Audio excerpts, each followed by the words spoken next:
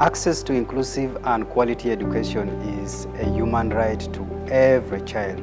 Every child has got a right to be in school and at least to acquire basic level of education. This is acknowledged and recognized in the Sustainable Development Goal number 4. However, in Uganda, we see that over 35% of children drop out of school as a result of several factors. Key among these factors is teenage pregnancy. We see that every year, 25% of girls drop as a result of teenage pregnancy and some as a result of early marriages.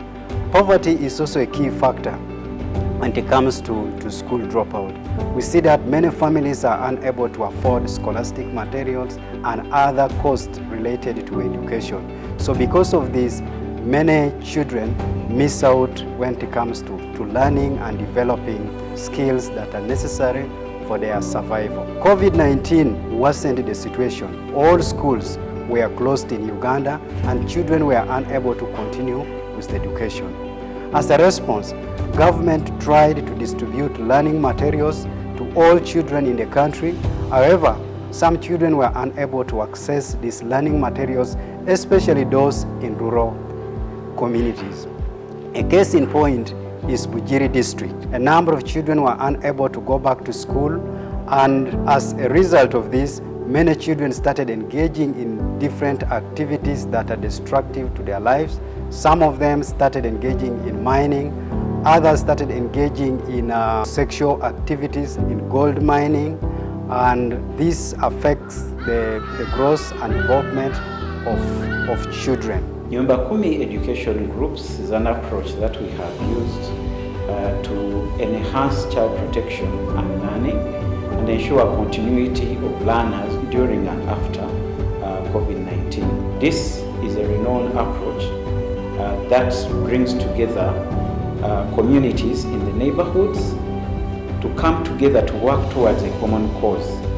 The approach has been used to organize children into small learning groups basing on households. Nyumba Kumi organizes children from 10 households in the neighborhood to bring them together to continue with their education and develop critical life skills.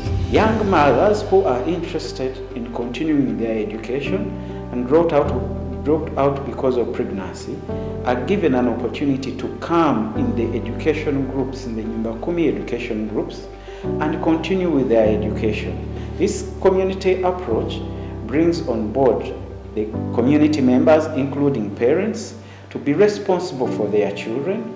It brings together the teachers who are within the community to be responsible for their children and accounts for every child in the community. In partnership with Shocks Familien, Somero Uganda implemented the project in Busia district in 2 sub-counties, that is Sekuda sub-county and Buteba sub-county.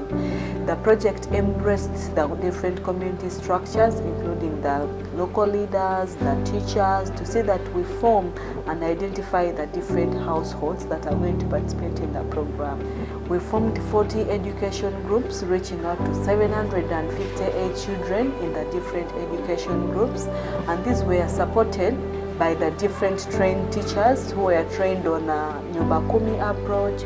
They were trained on psychological first aid and psychosocial support, to see that alongside the trainings of the children, they are also providing psychosocial support to the different needs of these children.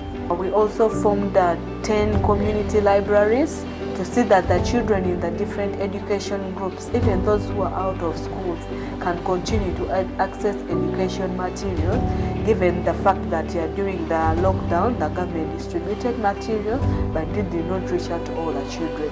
So the different set-up libraries have enabled the different children in the communities to see that they can access these libraries, pick some reading materials, and also learn from the different children who are within the education groups of that particular library. On the reopening of schools, 300 children who were out of school managed to go back into the formal education and their study.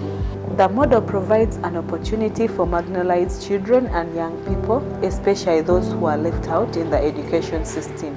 The pregnant girls, the children with different impairments and teenage mothers. It also counteracts the effects of COVID-19 and unfair distribution of educational opportunities in rural areas.